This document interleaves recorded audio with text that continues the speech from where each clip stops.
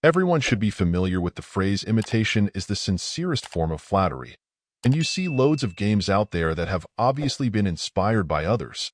The tricky thing is, there's a point where you begin to get close to the line, where the gameplay, look, and feel start to get a little too familiar, and then there's a point where you cross it. Especially in gaming, crossing the line and essentially copying someone else's gameplay in full, no matter how you may juice it up visually, is a pretty big no-no. For those strategy gamers out there, the Kingdom series should hopefully be familiar, and if not, you should absolutely check it out. There have already been a few versions of it released on Switch, and though it isn't the newest, I'd consider Kingdom 2 Crowns to be the best of the bunch. Regardless of which version you choose though, the essential play is still the same. You'll play as a young king or queen, and your job will be to slowly build your kingdom from a mere tint and a few pieces of gold into something more grand. You'll then ride back and forth, enlisting the help of locals, establishing buildings that will be used for resources, arming citizens, creating workers, and more.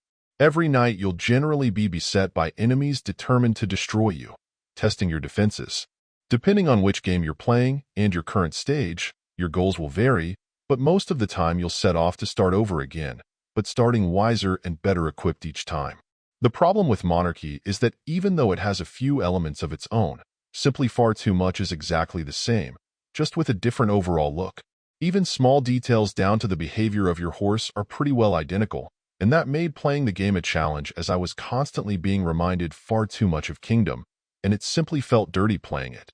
The thing is, I would sincerely hope that the goal was to pay Kingdom an homage of some kind, not just rip it off wholesale, but in my eyes that goal wasn't met. At least not in the early few hours. Yes, the further you get the more you can see differences, but right off the bat there really should have been more effort to make the experience feel distinctive. If the gameplay sounds intriguing, I'd encourage you to instead look at the Kingdom series first, and at least give it the first shot at your support that it deserves. Overall, my final score for the game ended up being a 5. And if you're interested in picking it up, it's currently available on the Switch eShop for $14.99. Thank you for taking the time to listen to this review. And if you'd like more information or ideas of indie games worth checking out on Switch, be sure to click on the link provided in the description. Until next time.